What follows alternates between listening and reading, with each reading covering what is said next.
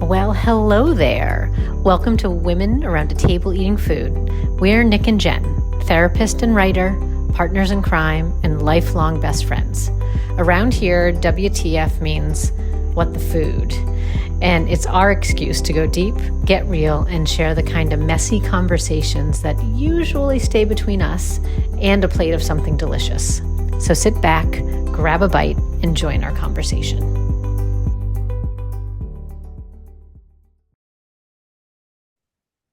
Hey girl, hey.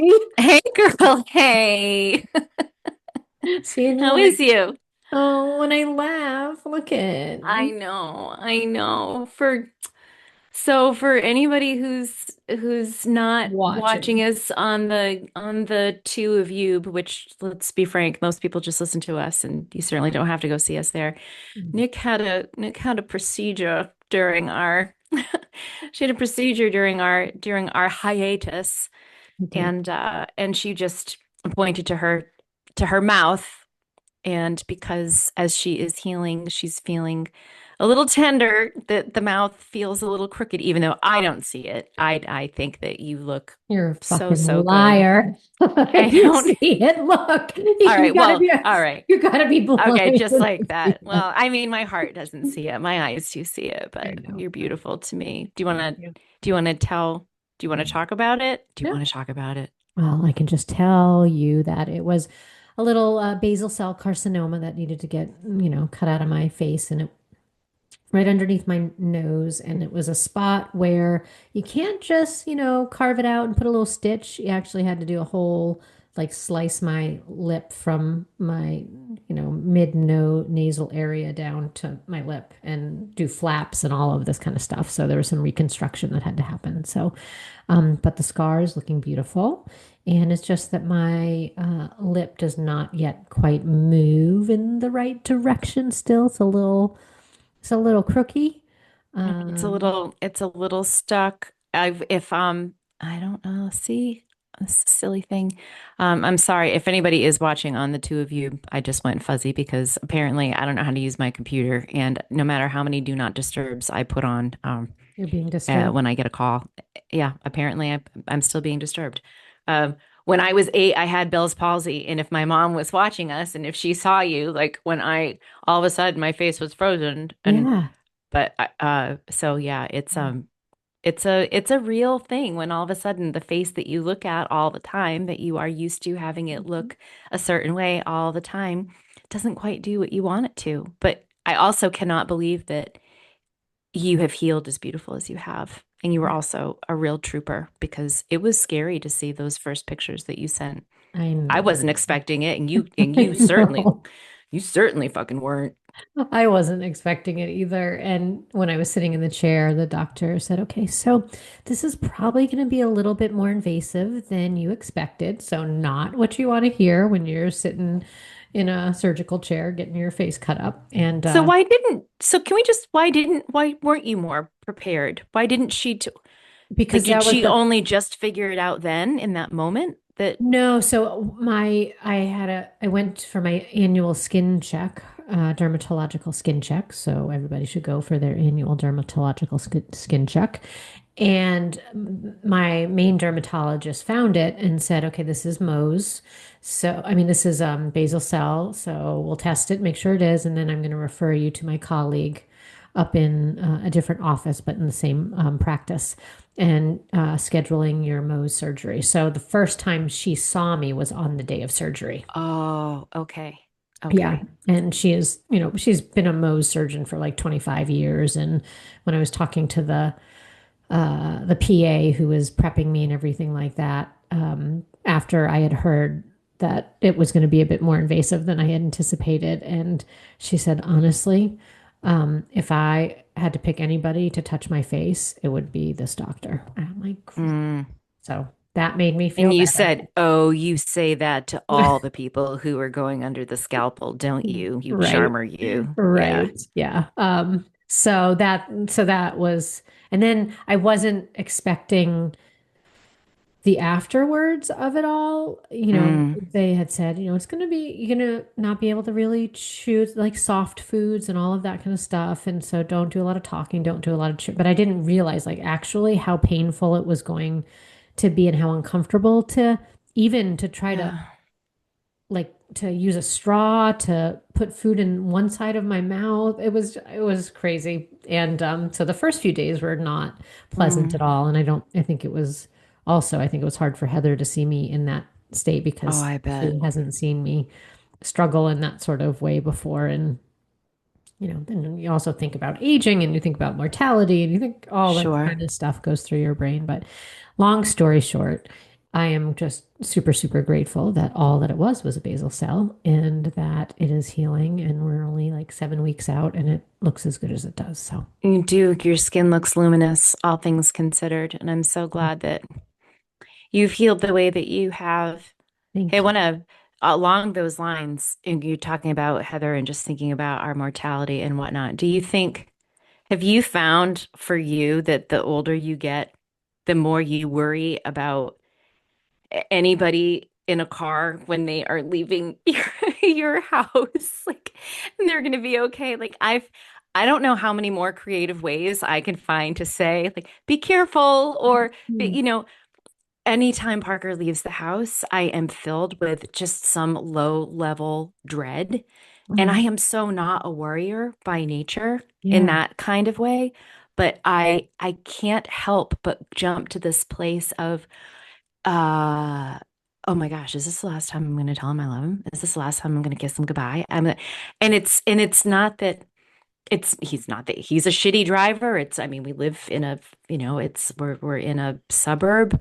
It's not like people are speeding, but I have felt a real shift in Mm, in my I think, are you overly attached to your husband? But I noticed this even like if I know my mom's doing something, but I will say it's in particular, it's him. I have this worry about his safety.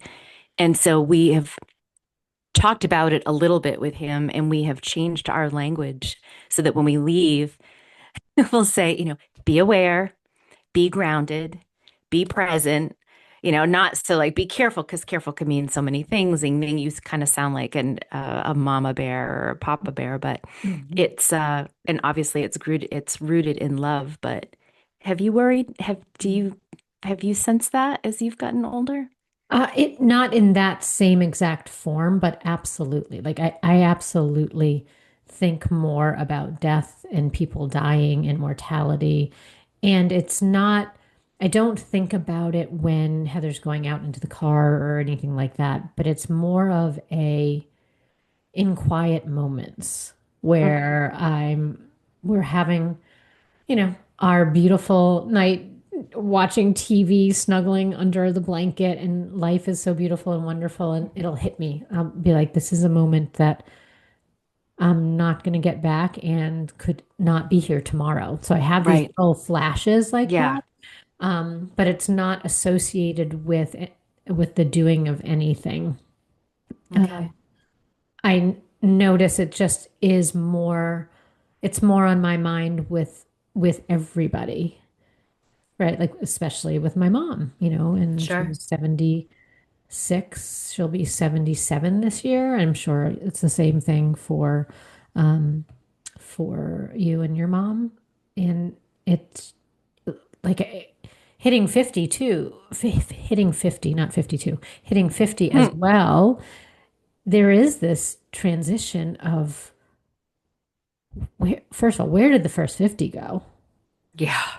And then how many more do we have left? And Yeah. it's never guaranteed. And Yep. You so don't know.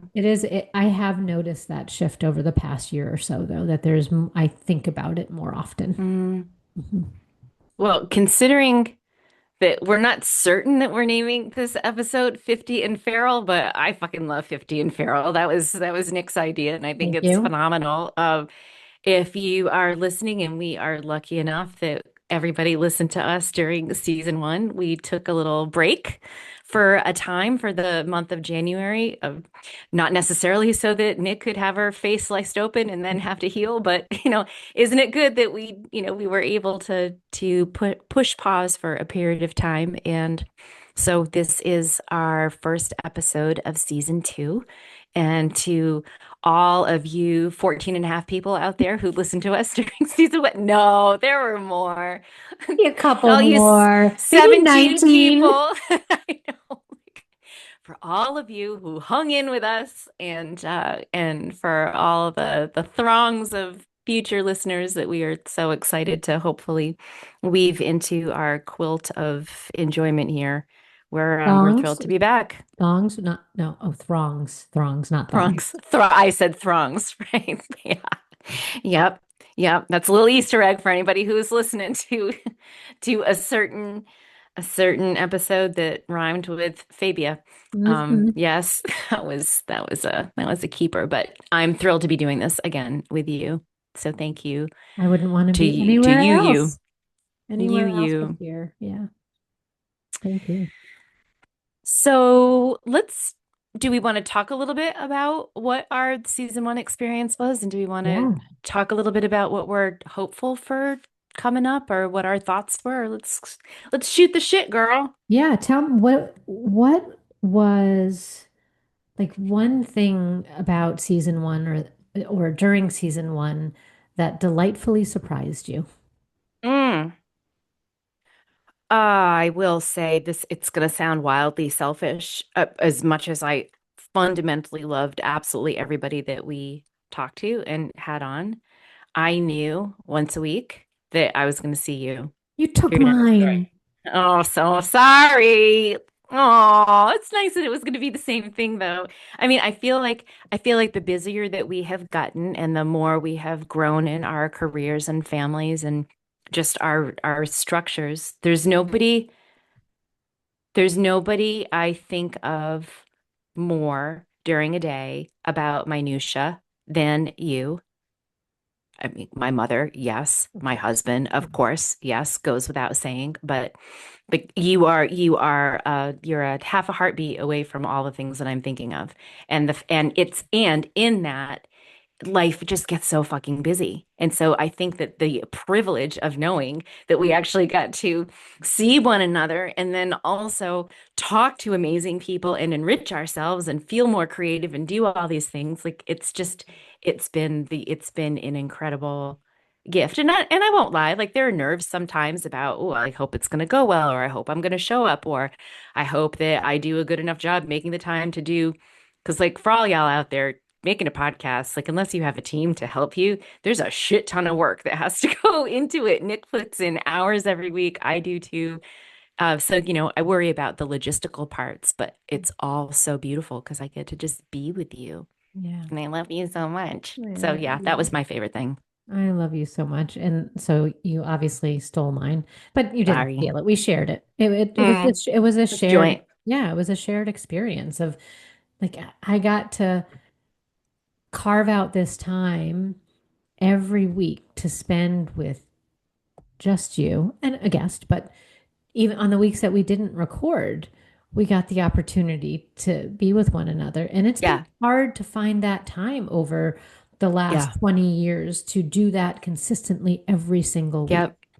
And Yep. so this was Yeah. just, I mean, we had to create a podcast to do it, but that's okay. Yeah. I'm cool with It's all that. right.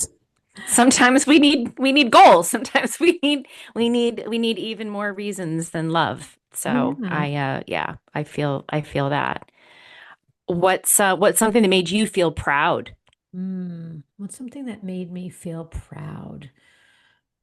Oh gosh. I think when we've received, and again, like you said, all 14 people who follow us, but from from the people who do, the feedback that we've received has been so loving and thoughtful and genuine around how much they enjoyed the conversation.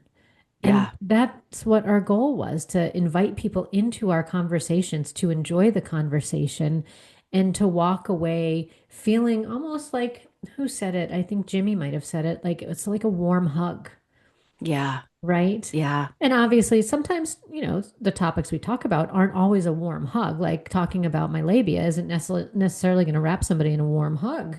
And maybe it does because they're flapping everywhere. Might wrap somebody in something warm. Boom boom. Absolutely. So that has been something that has made me feel just made my heart full, Yeah, proud. I wouldn't want to do WTF with anybody else but you. And same. I think that we've got a really lovely thing that we're growing. And so I feel proud of that.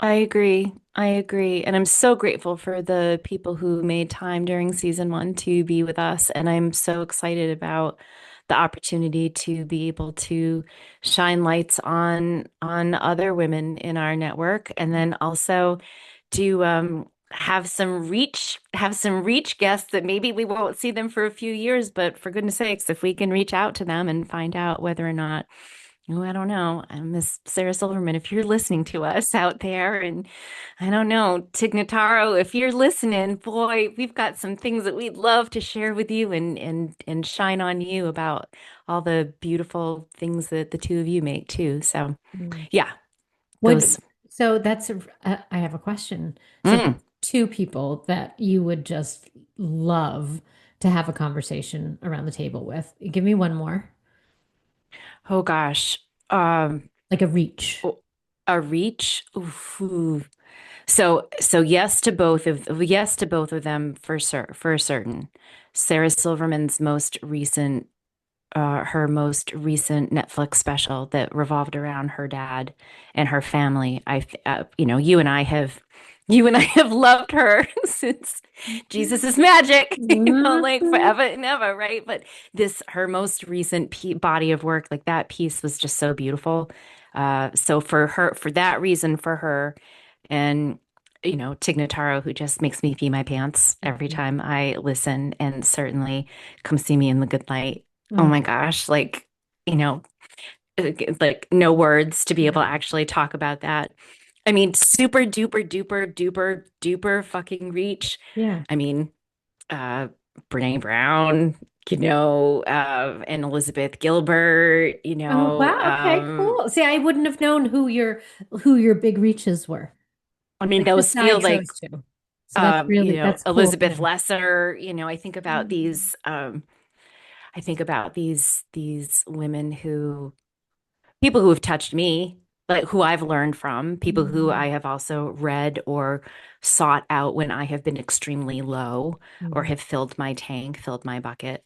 So yeah, those like for famous philosophical thinkers slash writers who are female, those ladies come to mind.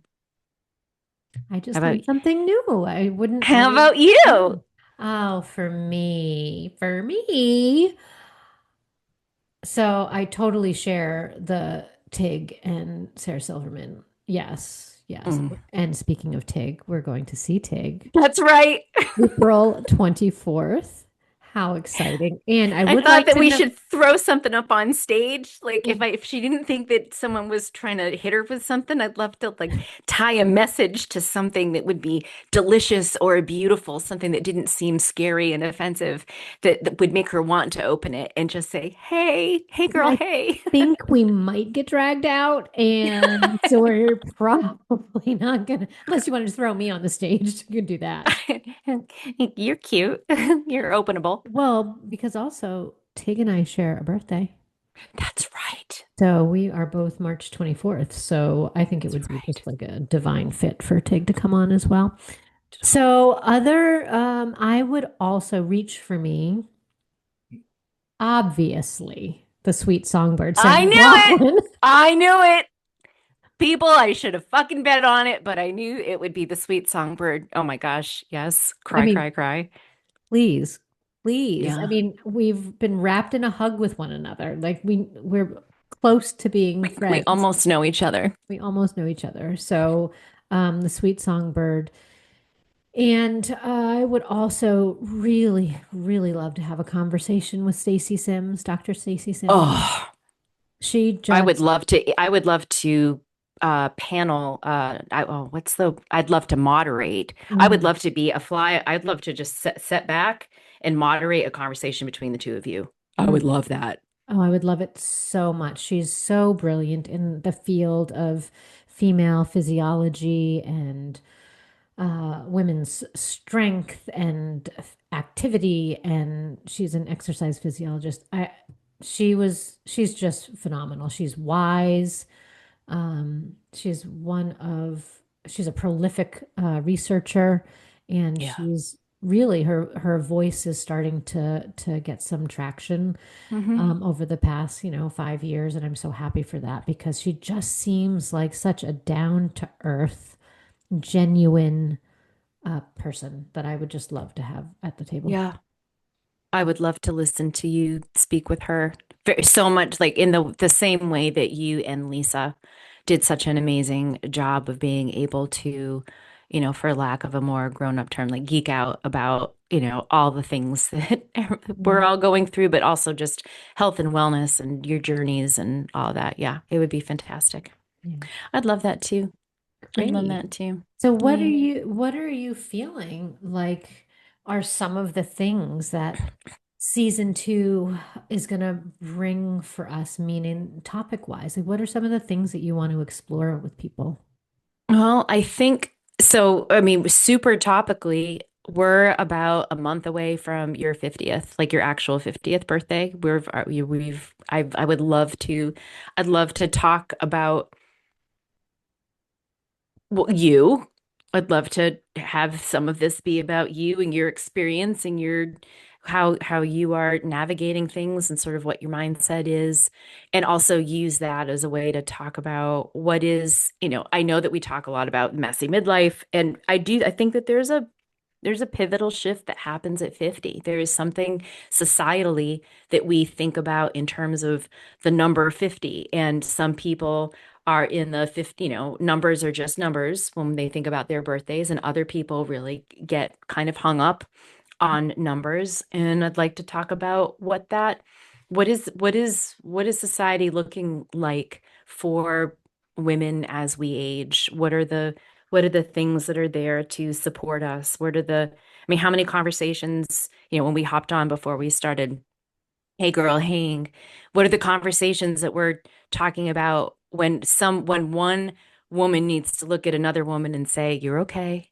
you're not Mm, broken, yeah. like this is normal. Mhm. What are we doing to help normalize everything that we're feeling? I'd like to talk about that in terms of all the things, like Mm, how physically, how we feel physically, how we feel mentally, and then all of the, I mean, for me, a really big one is how do we be good adult children mm, in this space of also trying to take care of ourselves and take care of either our littles at home, whatever little age they are, or just be good community members. How do we manage what we're going through and also show up for the people who are in our life? Because for mm. me, that's a struggle sometimes.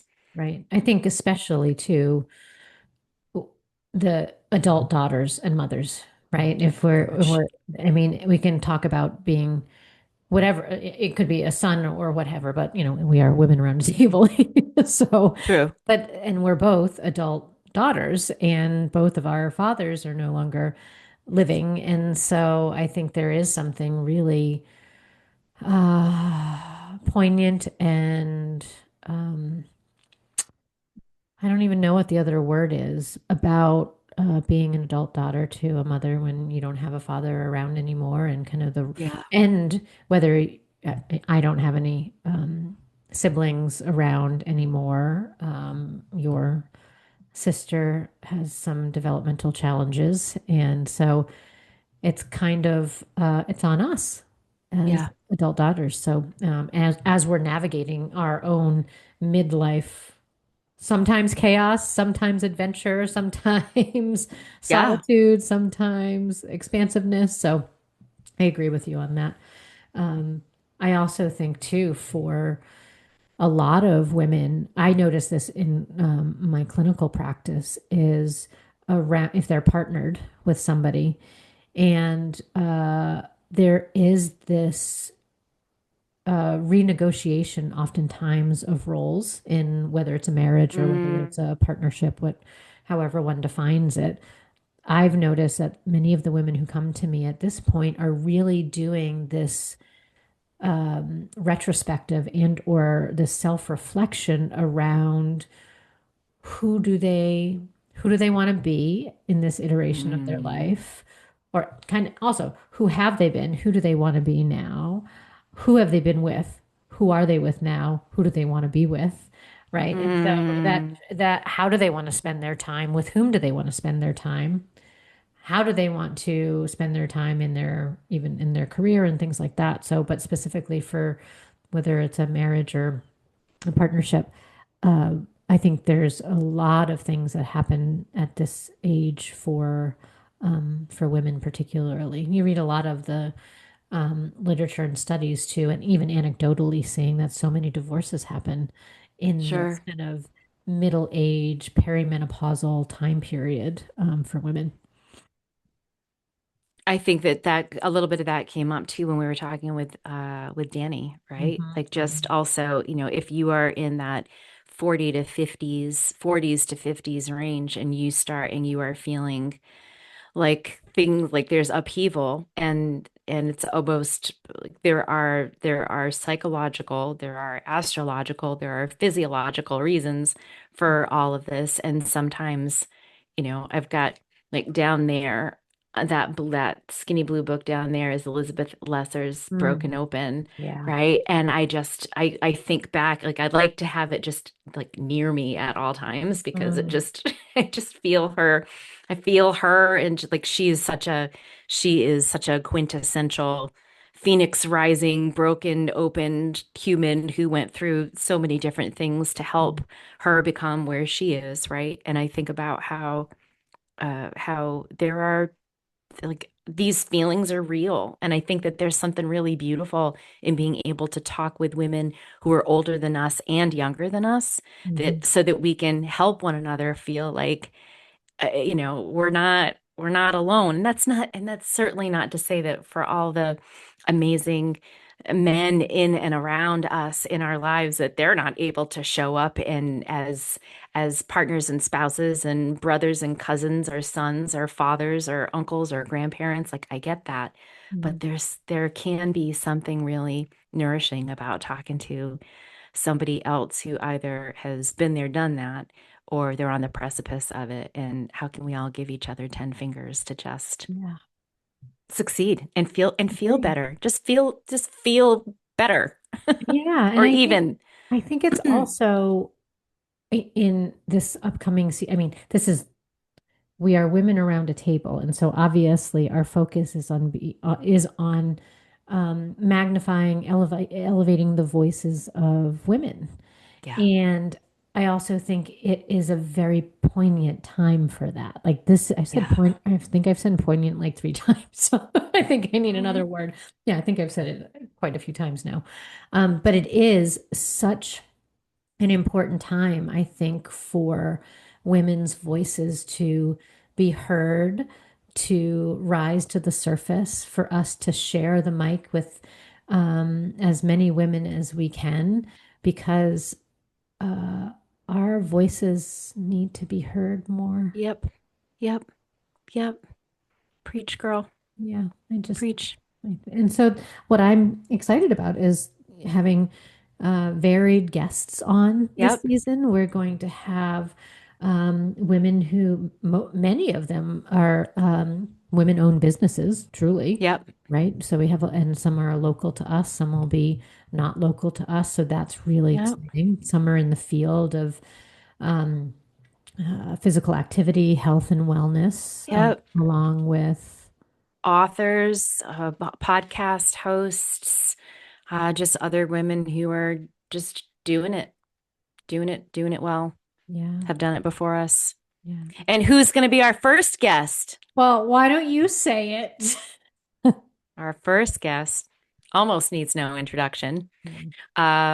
It is going to be Heather Waxman, who is Nick's wife, who is so gifted and my brain almost went completely blank thinking about like all that she is and who she is and what she does in her life's work helping people live their own best lives, which I know that's probably a wildly 40,000 foot distillation, but as a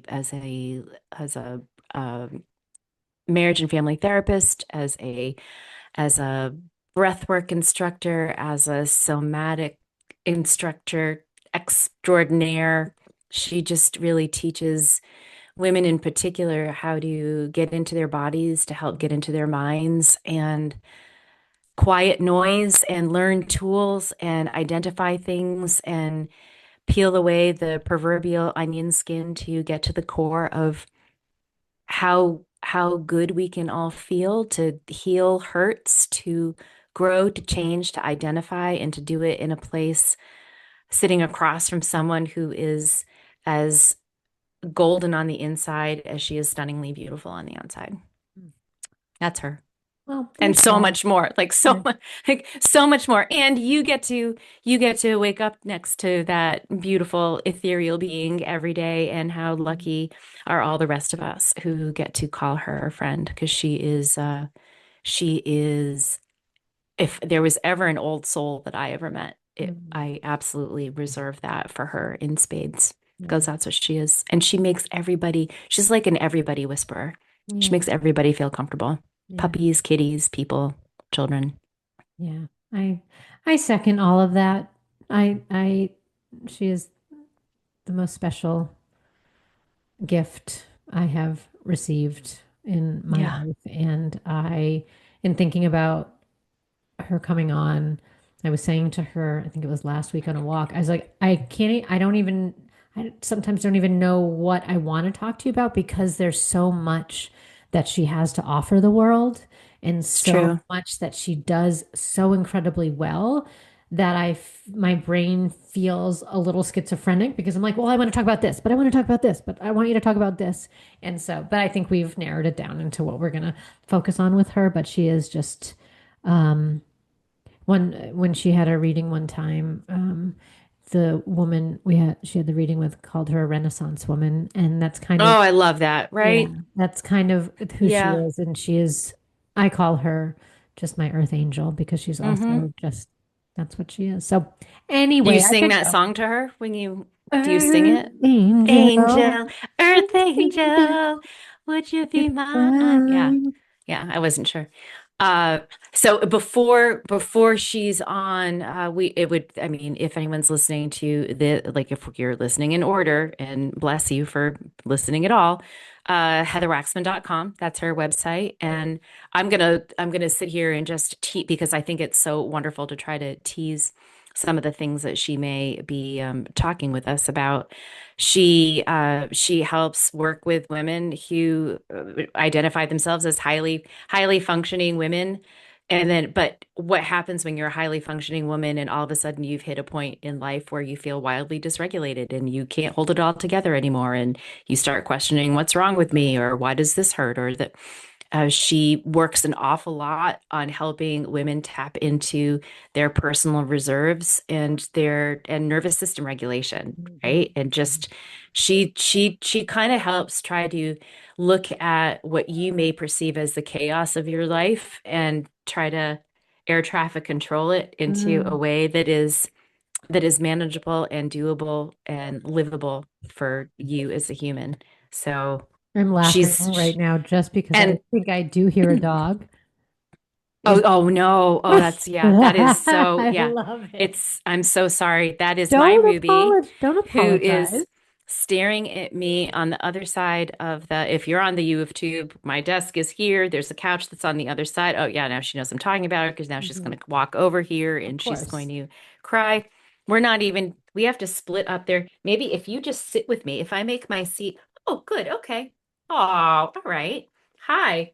We've actually had to split their dinner time up. Oh shit, I shouldn't have said it. Oh, you said it. Anyway, I did, but uh we feed them some of their food at 2 and some of it at 4. But now somebody thinks that they should start eating at 1:15. Oh, And so well, inevitably I start getting pawed and cried at look at 1:15. that look, though. But maybe she just wants to Maybe she Maybe went to she love. just wants loving. So I'm sorry to Her, interrupt you in the yeah, beautiful sorry. narrative Nope, but that's about okay. Heather. And And yeah. actually, and Ruby is Heather's favorite. Huh. So how's that? Now, Mhm. Scout, the other dog, feels like he gets the fucking shaft, but That's that's okay. right. Ruby's Heather's favorite. That's right. She is. She is. So yes, so that's the next that's Mm, Heather's gonna kick us off for season 2 and we can't think of anyone better. yes. Yes. And we're So leaving everybody else as a surprise for all y'all, so you're just gonna have yeah. to come back Yeah, and yeah. No, listen. we won't tell all the guests at all the time. So, really, this what we were gonna talk about this episode, I feel like because this is our kind of, I don't know, season opener, but Mm-hmm. I actually want to save it a little bit because you mentioned wanting to talk more about, and I think it's a longer conversation around I'm 50 years old Right. and I can kick and I can punch. Yes. If anybody doesn't know that reference, it is. Um, Sally O'Malley Sally from O'Malley from Saturday Saturday Night Night Live. Live, Molly Shannon, which we love so much. If you don't know Uh, her character, not yet a guest, not opposed, Miss not Miss Molly opposed at Shannon. all. So the I'm 50, there's a lot that we want to talk about, and Yeah. I don't want us to skimp on that. So let's No. hold that for Yeah. one of our other conversations. Yep, I think we should because I think that it holds meaning for you. It's certain. We're hitting almost a very magical time in my year where we're the same age for 3 months. I know. And like I can't even tell you how much I love it when it's your birthday because then May 21st is my birthday and it's not that it's an exact nine. It's not an exact, I can't believe I just had to do that on my fingers, an exact 9 months, but and also it just makes me feel happy. Yes, So I love it. I love it too. I love it I too. love it. But you look way younger because you don't have as much white hair as I do and your Wait a skin's minute. better. Like, come on, there's right here. Dude, oh, forgot. That is not, that is, that's so little pepper. I mean, so little salt. You're all pepper. Oh, there it is right there. There we go. Well, Tiny bit. speaking of hair, I will be getting a new do. I know. I so wish I almost threw it. I almost brought the picture up and I was going to do a screen share so that we could tease it, but I think too it's going to be too unbelievable to tease and then in a couple weeks then everyone's going to see what a stone cold fox you are once you have it. You're sweet. I cannot fucking can't wait. You looked so good. I've So when taken, are you going to do it? I'm either going to do it after the weekend you're here on the Monday. Oh, on your birthday? Okay. Well, no, Tuesday's my birthday, Monday's the Right, that's Tuesday. right. Right. Tuesday. So it might be then. Because I have to grow it out a little bit more over here, just so the look actually is there's enough to cut to get. So anyway, so either then or if we decide, my hairdresser Brandon and I decide that I need to wait a little longer so it's all even because it's going to be all one length. We will make that determination. I already sent it to him though, and he's ready. Okay. Well, And I'm just gonna, I mean, I'm assuming that you will be able to do that yourself also. I'm gonna hope so. I'm Yeah. hoping that I'll be able to touch it up. So the Yeah. first go around, it will be him, and then Yeah. I'm sure he can tell me how I can maintain it myself. So my mother's gonna have a fit. She is. Oh, she's She gonna, is. yeah, she's She's gonna have an absolute shit fit. Tisha, I'm so sorry, but honest to God, though, you made such a beautiful baby that it is just gonna look so, so good. I can't wait for you to. Well, the reason that I'm saying this, do you want to like you dabbled with the um with the robot to try to figure out what it would look like if you yes, had this particular hairstyle. So I am speaking, it sounds like I'm coming from a place of authority, like you've already done it, but we've seen some solid mock-ups so far. yes, And yes. the results so far, 10 out of 10 people agree that you are a 10 out of 10 folks agree that you're a Stone Cold Fox and you're going to be amazing. Wanna join me in the hairstyle? There's a huge part of me that does because I looked Right? at it and I thought, wow, You okay. could do If I that ever like too. I could do it and it would be so liberating Oh my and God. I did. I had a moment. I had a moment. I had a moment. I will be here for you. I will do it for you.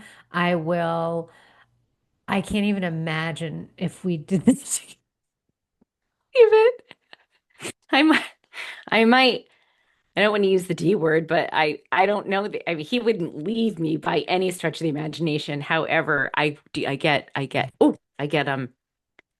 don't know if, I mean, Parker would support Can anything we that I do wanted a to do. little? Can we do a little? Oh my gosh. Can we do a little AI You mock-up? could, Oh my you God, I'm gonna do can, it. you can take, yes, you Okay. could, maybe you do it. You could do it with Ruby and me. You could Yeah. take a picture Yeah. of, or a screenshot and I'll smile or I've got, I'll take a, I got or pictures you of can you, use girl. whatever. Pick one that where my face doesn't look fat.